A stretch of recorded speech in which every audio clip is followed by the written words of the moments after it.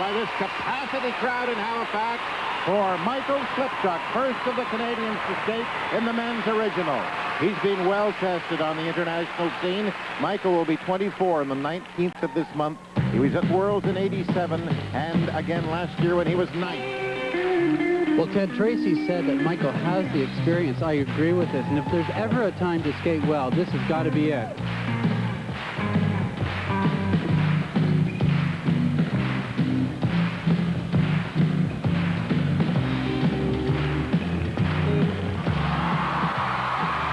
Very difficult. The first triple-triple combination we've seen. Triple toe loop, very difficult.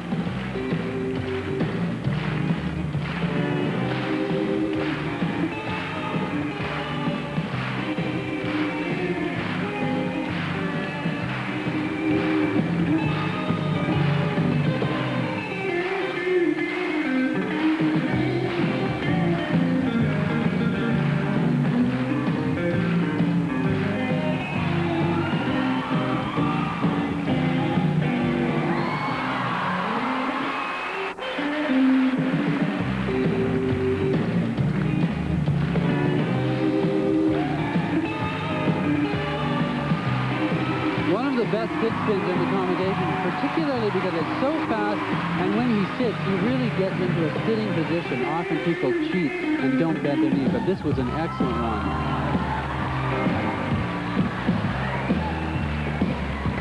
He's on so far, Toller.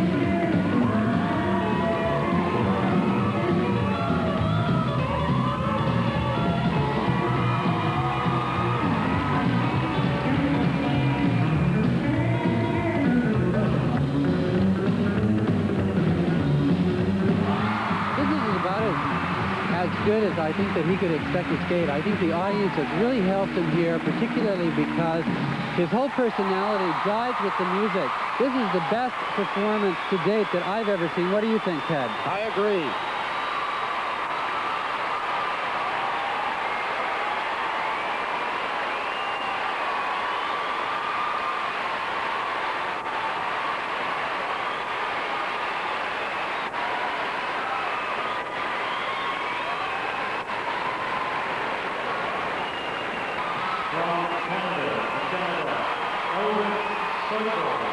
Now skating for Canada, Elvis Stojko. I can tell you that Michael Slipchuk's marks were in the low to medium fives. He had 5 marks of 5.4, 1 of 5.5, 1 of 5.0. But those were the best marks that we have seen in the original program so far, and he has the highest score in the original. Now here is Elvis, who really didn't expect to be here till he put on that triple jumping extravaganza in Sudbury.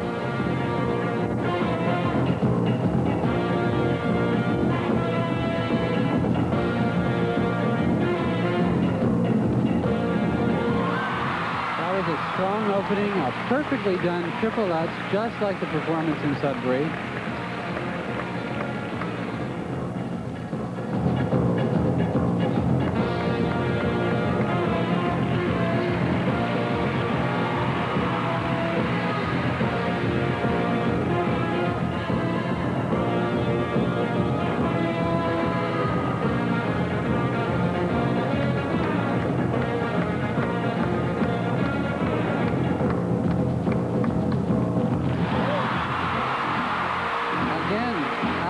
Textbook perfect, the combination, the most difficult element in the original program, perfectly done, a triple Lutz double toe loop.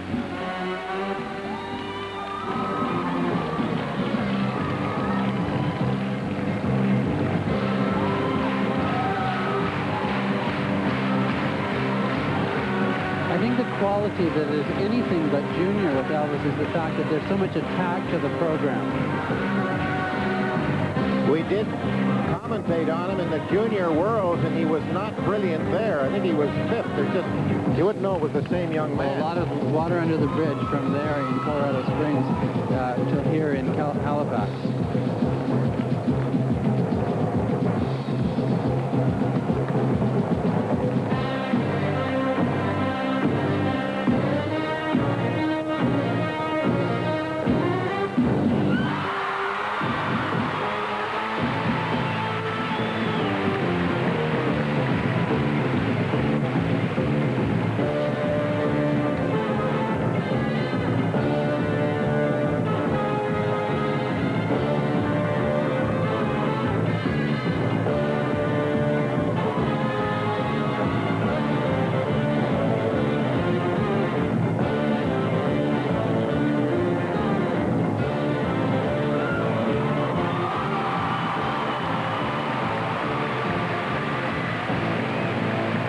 Judge is going to have to look past the audience reaction and to really analyze the program. What they're going to say is that it's a flawlessly done program, basically without a mistake, but the problem that they're going to have here is that it didn't quite have the finesse that we would expect to see with Kurt Browning or some of the other skaters. But a standing ovation, nevertheless. He did get that. I would remind you, there's not a Canadian judge on this men's panel, nor is there an American judge. We'll just have to see what we will see. In the Soviet Union, the Union Soviétique, Viacheslav Zagorodniuk. Viacheslav Zagorodniuk of the Soviet Union. I can tell you that Elvis Stojko skated to 1.56. He had 3.55s, a lot of 5.4s. His lowest mark was a 5.2. He had the best marks that we have seen by anyone in the original so far. But this is an amazing young man at 17, former world junior champion. No matter what he does here, he has to be considered the future of Soviet male skating.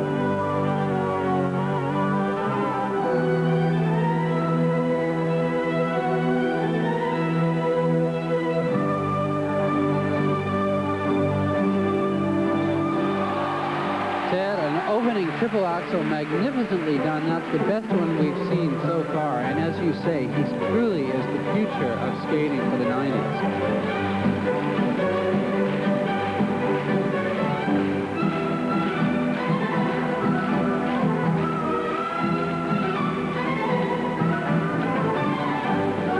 Probably like Elvis Stojko, who had Brian Orser as a role model.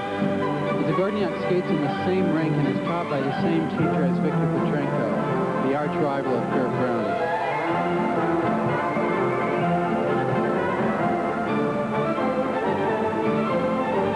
There it is again, Ted. This is going to be very hard to beat. This is the top level of skating. Superbly done jumps, 2 triple axels. You really can't get any better than that.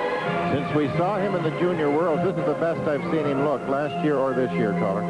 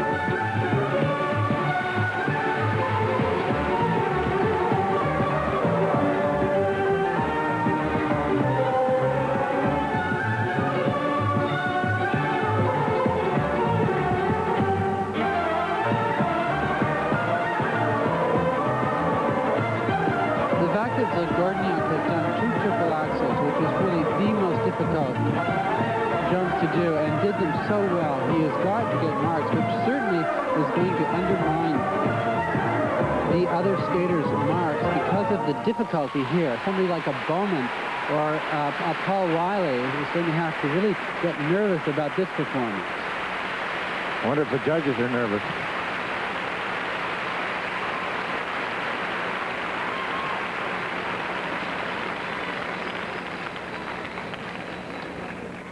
Next competitor from the United States is the designee, Todd Eldredge.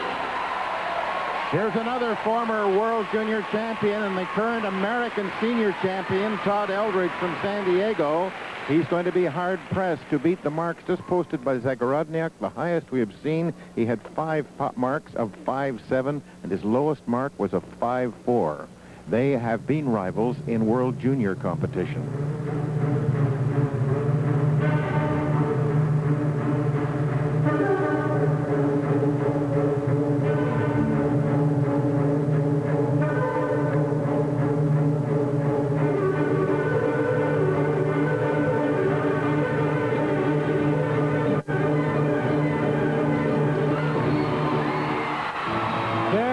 And when you say he's hard-pressed, that was a combination that was superior to the Zagorodniuk one. It was a triple axel, triple toe loop, the top of the line.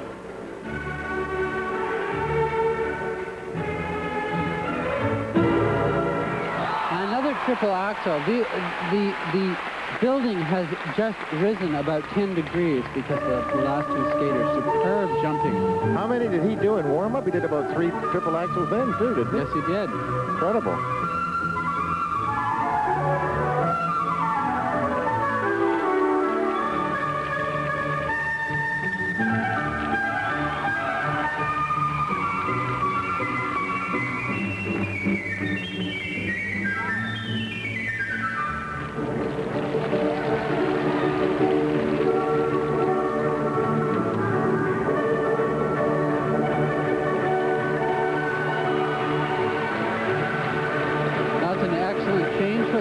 Particularly like the fact that he was sitting very low in his knee, which is often the case that other skaters choose not to do that.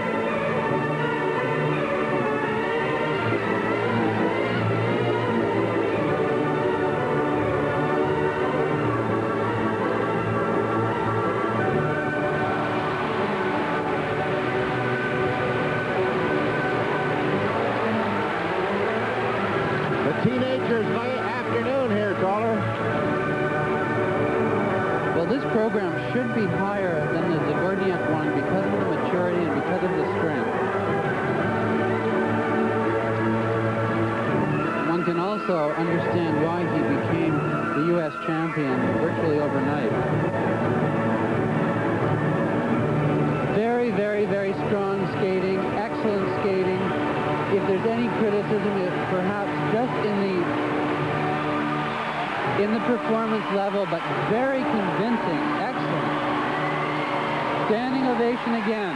And he was ahead of Zagorodniuk in the figures. He was 7th, the top American in figures. So let's see where he stands. That was a magnificent skate by an 18-year-old.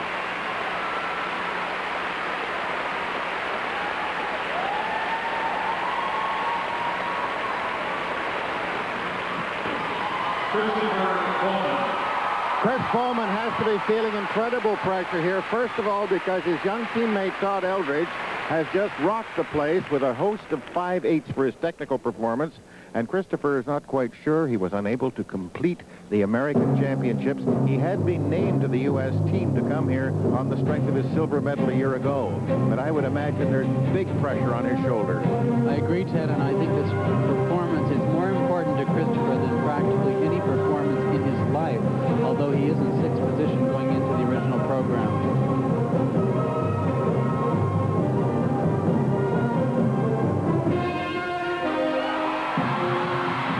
Done triple axel, double toe loop. Not quite of the same quality that his teammate Eldredge, nevertheless, perfectly done.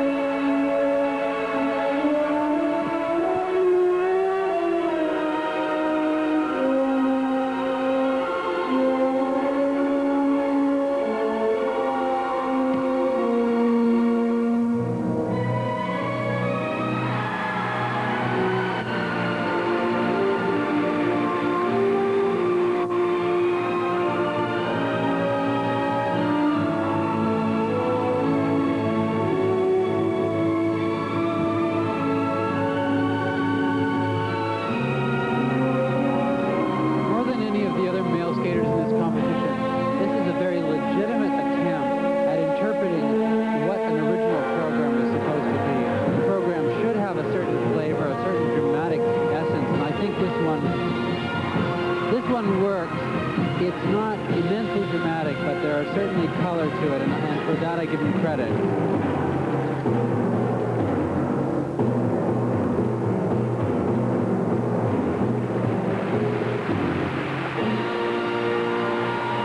I think in this program what you're going to see is perhaps not the technical mark of Eldredge, but the mark should go higher in the artistic impression.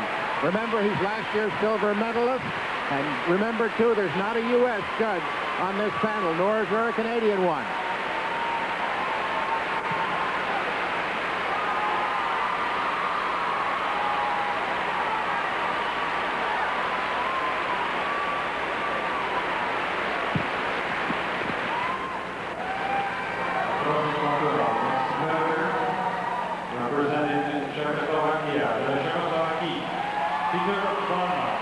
Here's Petr Barna of Czechoslovakia. Chris Bowman had the highest mark we have seen so far. He did get 159 for artistic. He picked up a couple of first-place marks from the judges, but in the original program was behind his younger teammate, Todd Eldredge, and overall right now is second behind Eldredge, ahead of Zagorodniuk, and Michael Slipchuk is in sixth place. Elvis Stojko is eighth right now.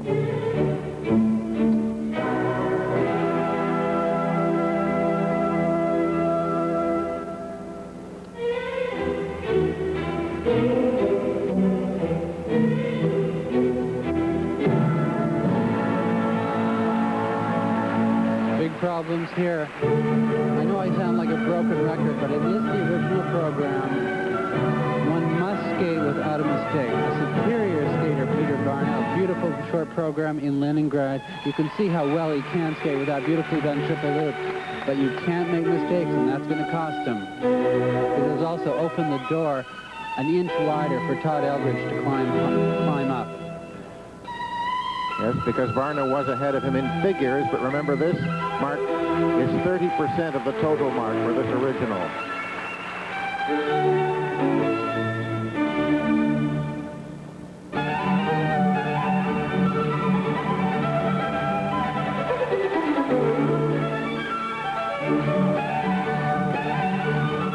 If one were to compare the actual program and the concept with the Barna program and the Bowman program, the reason why this program is better is that it's far more serious skating, far more serious music, and the passion and interpretation in the program, I feel, is far more substantial.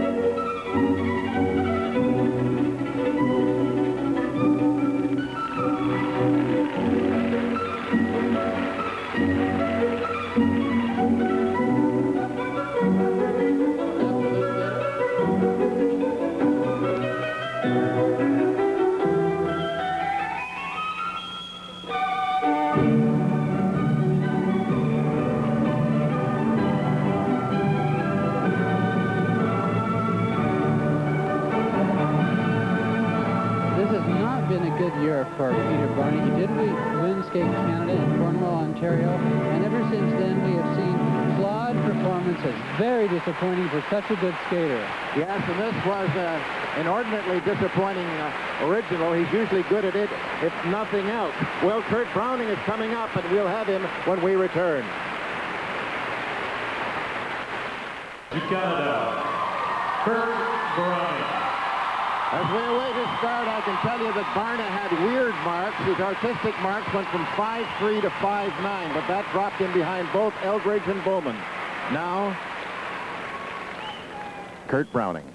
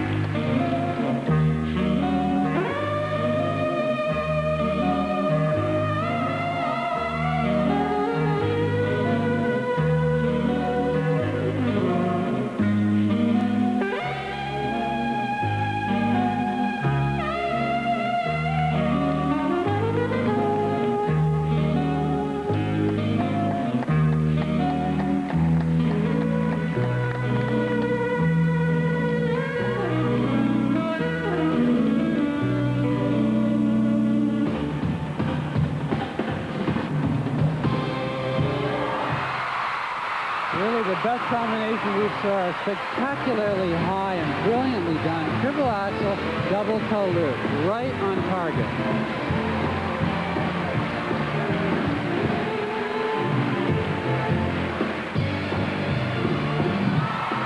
Problems there, again, should have been a double axel. He fell out of it, unlike the triple. Now that is a tiny little mistake. Can't afford to make any more.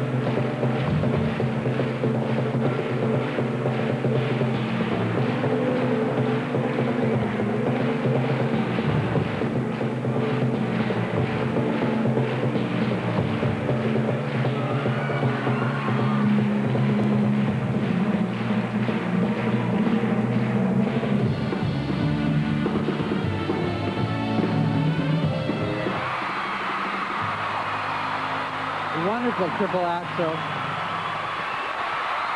Imagine doing a triple axel at the end of the program. And the thing that was rather remarkable about that program is that I was waiting for him to continue, and it kind of went by as though it was 30 seconds.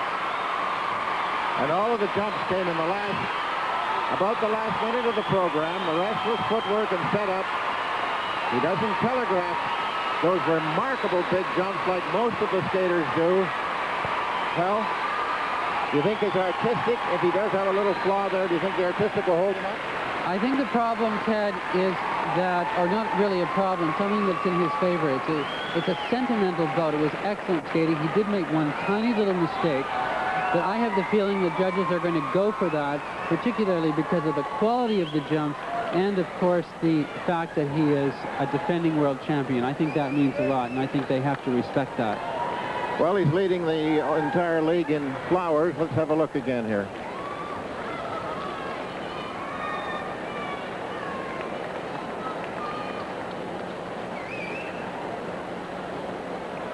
I think Kurt sort of defies what one imagines training to be, and also even choreography. I can't imagine putting the most difficult jump in at the very last second of the program, and he did it magnificently. Well, he looks happy. His practice session. Let's listen to him. I feel really good. Oh, yeah. Backflips for the beaver. Whee! Marks for Kurt Brown for required. They're coming up pretty quickly here. Oh, look at this. Lowest mark is a 5.7 and a 5.9 for the technical. And I think his marks will be that high, if not a little bit higher, for artistic impression. Remember, he was second in the compulsory figures. Thank you. Marks for presentation. Second set coming along, and there is a six. A six comes popping up from the Hungarian judge. No Canadian judge or American judge, but those are first-place marks across the board for the defending champion in the original program. He has surged into the lead well ahead of Todd Eldredge and Christopher Bowman and Petr Barna. Zagorodniuk is now fifth. Stojko is sixth, and Slipchuk is ninth at the present time. We'll be back. There's still Viktor Petrenko. The next competitor is representing the Soviet Union, the Viacheslav Zagorodniuk, Viktor Petrenko. The Canadian champs see this man as the one to beat, and with good reason. Viktor Petrenko is the current European champion. He's just 20, but this is his sixth consecutive world championship, and he was sixth last year. Viktor Petrenko. There's a look.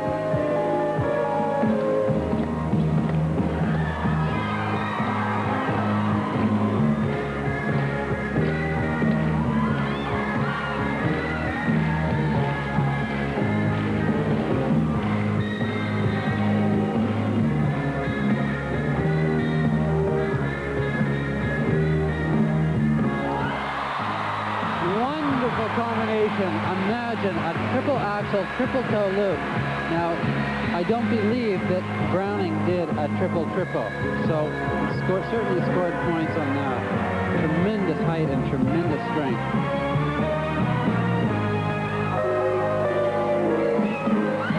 Fabulous. Again, the heat is on because now it is really up to the judges to decide whether or not they prefer the interpretation of Petrenko or Browning.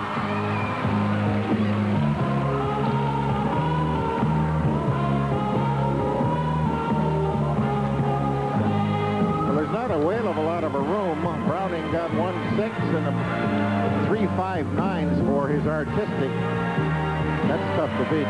It is tough to beat. One must remember that Browning's performance was not absolutely textbook perfect. There was that small mistake on the double axel. If Viktor's program is perfect, then I think that Browning is going to have serious competition.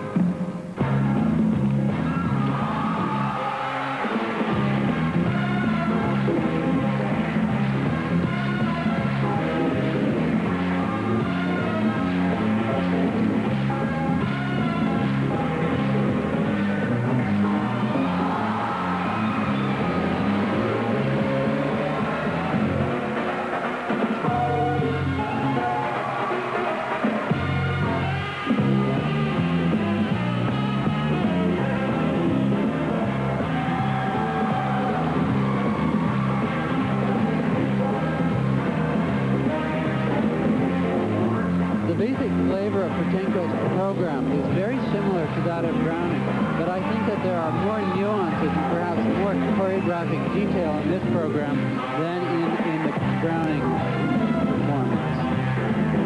But what a show some of these top people have put on for a capacity house. And this, remember, is the original, the old short program, 2 minutes 40 seconds. And Ted, I think you'll agree this program is far superior to the one that we saw in Leningrad. Another standing ovation for this very, very generous and discriminating crowd in Halifax. Well, of course, he was scintillating as a junior, marvelous in the Olympics. That's as good, though, as I've ever seen Petrenko.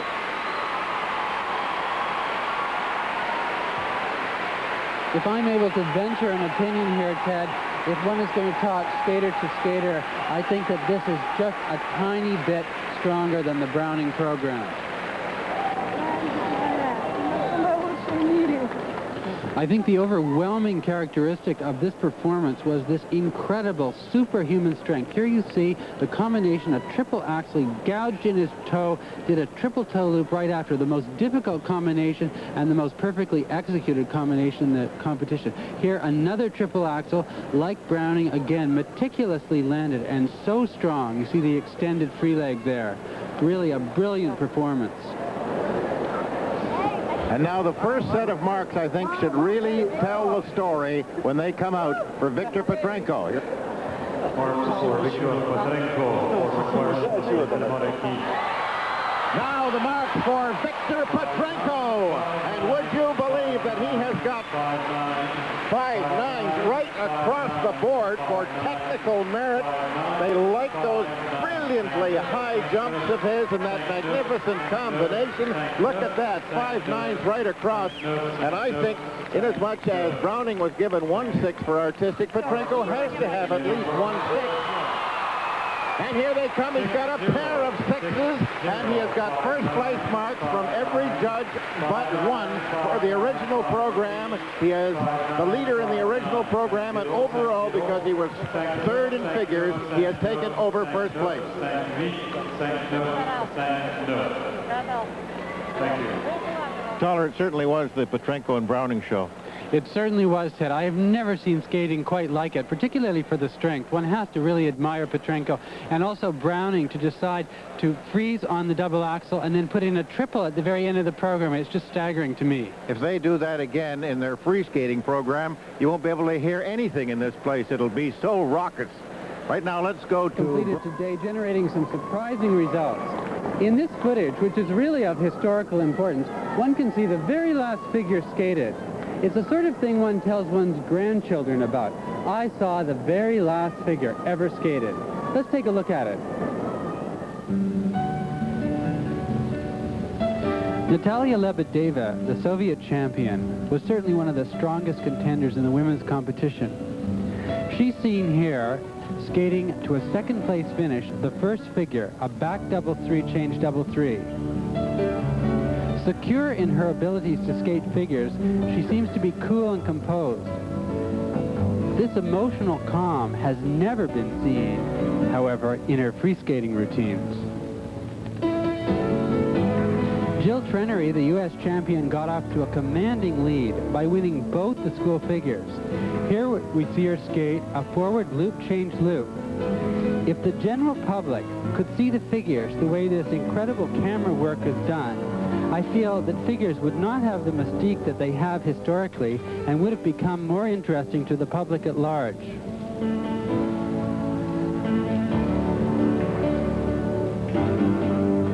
Midori Ito, defending Japanese world champion, was perceived as being completely invincible prior to the competition. But here, losing her balance and actually skidding on the top of the loop, she plummeted to 16th position after the second figure and ended up 10th overall, a first for any world champion.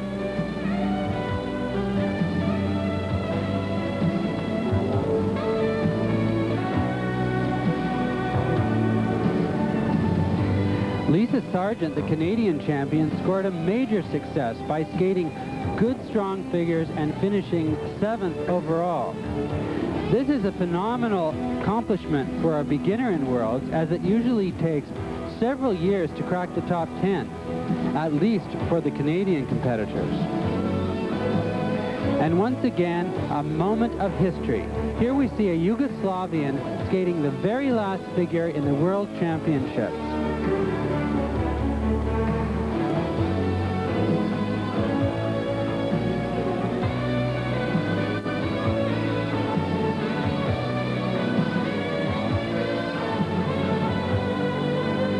If there's any irony in this accomplishment, the figure she skated was a good one.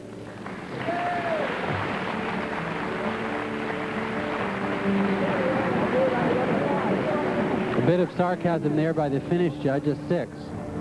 And as the last figure is eradicated by the Zamboni, it goes to an icy death, just as the roses will.